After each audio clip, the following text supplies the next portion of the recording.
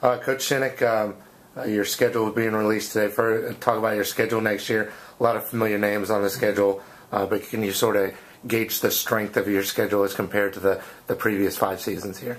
Well, I think it's probably going to be very similar to last year because we lose 2 teams and add 1 team that's in NAIA, and so last year we played 11 Division IIs. This year we're playing 9 Division IIs. All of them have the opportunity to be pretty good. I think the most important part of next year's schedule is how we open up. We open up in the state of North Carolina, 3 pretty good football teams in Winston-Salem, Fayetteville State, and Wingate.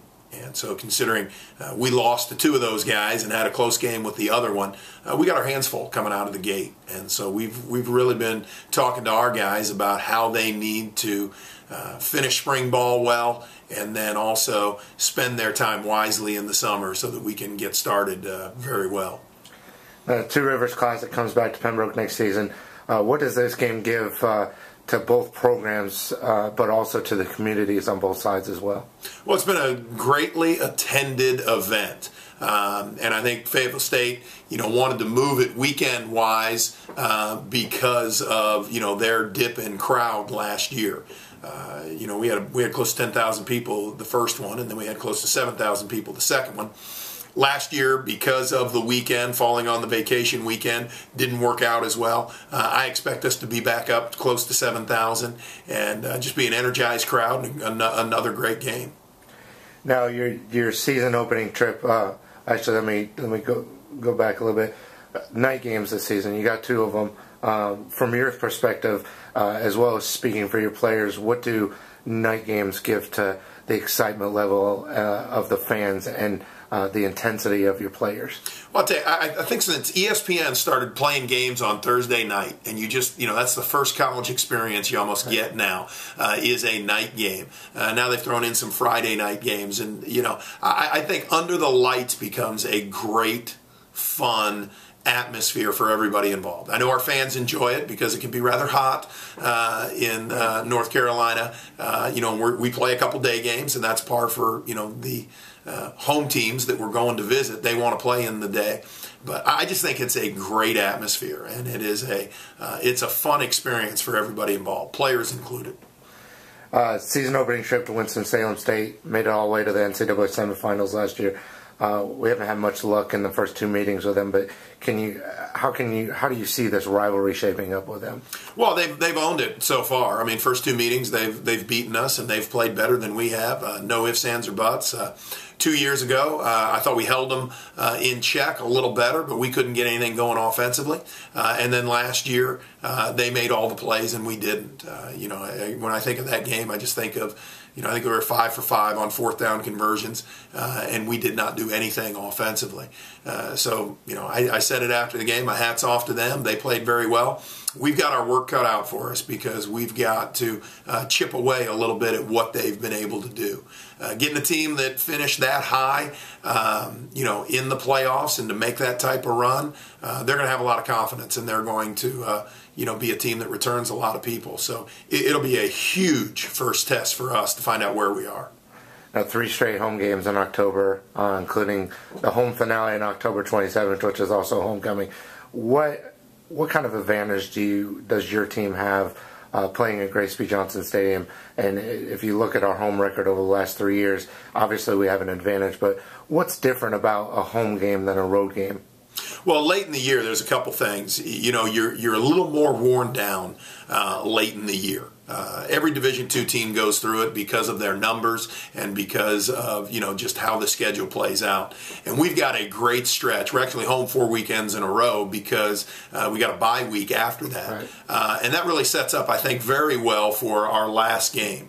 But I think it'll give us a great opportunity to build momentum in the middle of the schedule, to the end of the schedule, games 7, 8, and 9 with that home stretch. And our crowds have been great. We're one of the few teams in Division II that have averaged more fans in the last 5 years than their stadium holds. So we want to keep that going, and I know the people here in Robeson County will continue to support us as they have.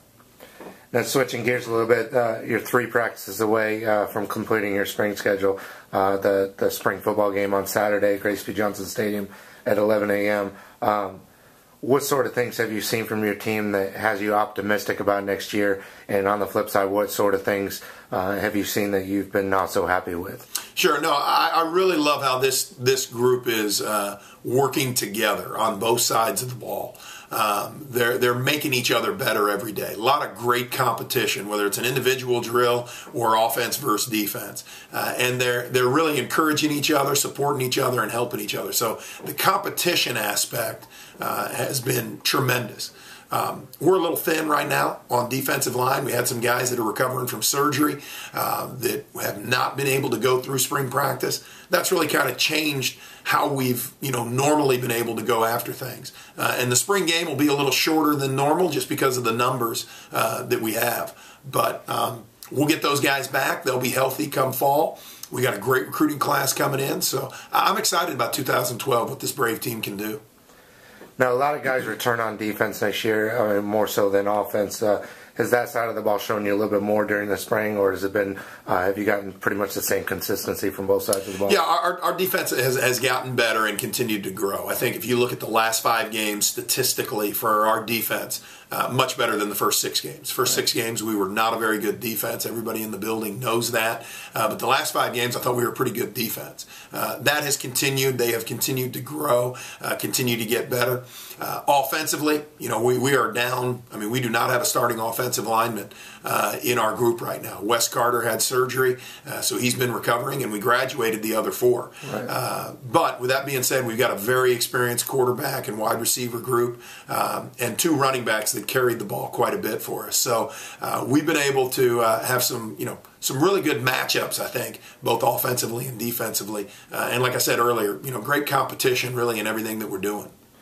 Now that you've been able to assess your team a little bit for next season, do you find yourself looking at your signing class a little bit more about who you think might be able to contribute as a freshman? Most definitely. And we're going to have some guys on the defensive side of the ball that when we signed them, we told them there's a great likelihood that you will play. And mostly for depth purposes. I think both our wide receivers that we signed will have an opportunity to play. And possibly a couple offensive linemen, just from a depth perspective. Right. We have 85 guys on the roster right now, but I think only about 70 of them are healthy. And so, when you have that type of number going into fall camp, we'll start with about 115. We should be able to work some of those freshmen into our 2 deep. Now, finally, you and your staff have pretty much been working around the clock since the season ended in 2011 with recruiting and spring practice.